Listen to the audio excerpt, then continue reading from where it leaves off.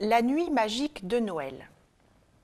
Grand-père, raconte-nous cette nuit de Noël. Tu sais, quand papa et tante Suzanne étaient petits. S'il te plaît, raconte. Eh bien, les enfants, c'était comme ce soir, la veille de Noël.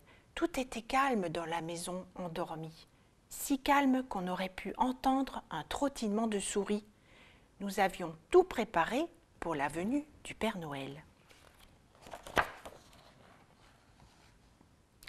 Dans leur chambre, les enfants dormaient à poings fermés, bien au chaud dans leur petit lit, rêvant de merveilleux cadeaux, de friandises et de gâteaux.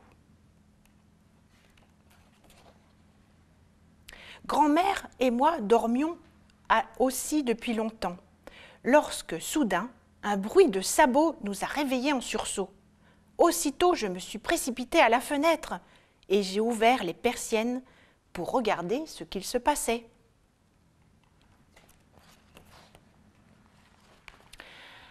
Un tapis de neige recouvrait le jardin et les rayons de lune s'y reflétaient avec un tel éclat qu'on y voyait comme en plein jour.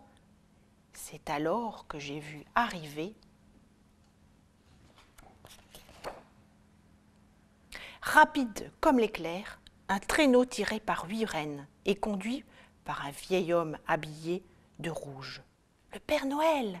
J'ai tout de suite su que c'était lui. Il faisait claquer sa langue et guidait ses coursiers en appelant chacun par son nom. Tonnerre, éclair, allez, allez, foudre et flèche, filez, blizzard, et vous, tempête, étoile, et puis comète, montez, grimpez en haut de la maison, dépêchons, dépêchons. Pareil aux feuilles d'automne soulevées par le vent, les rennes se sont alors envolées vers le ciel, emportant le traîneau avec son chargement et avec lui le Père Noël. Tout doucement, ils l'ont déposé sur le toit de la maison. Caché dans l'escalier, j'entendais distinctement le bruit sourd des sabots sur les tuiles couvertes de neige.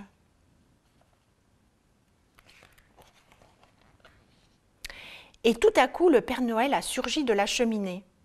Son bel habit rouge bordé de fourrure blanche était taché de suie. Et sur l'épaule, il portait un gros sac rempli de jouets. On aurait dit un marchand ambulant, prêt à déballer tous ses trésors. Il avait l'air jovial avec ses yeux brillants, ses joues, son petit nez tout rougi par le froid. Un sourire malicieux éclairait son visage perdu dans une barbe aussi blanche que la neige. Les volutes de fumée qui sortaient de sa pipe formaient une auréole au-dessus de sa tête. Il était tout rond, comme un bon génie, avec un ventre rebondi. En le voyant, je n'ai pas pu m'empêcher d'éclater de rire. Alors il a tourné la tête vers moi et m'a fait un clin d'œil. J'ai compris que je n'avais rien à craindre.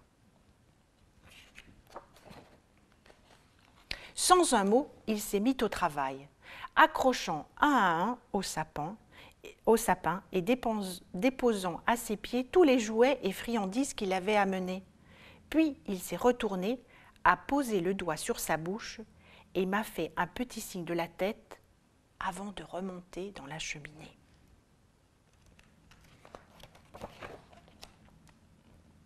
Prestement, il a sauté dans son traîneau, a sifflé ses rênes et l'équipage est reparti aussi vite qu'il est revenu.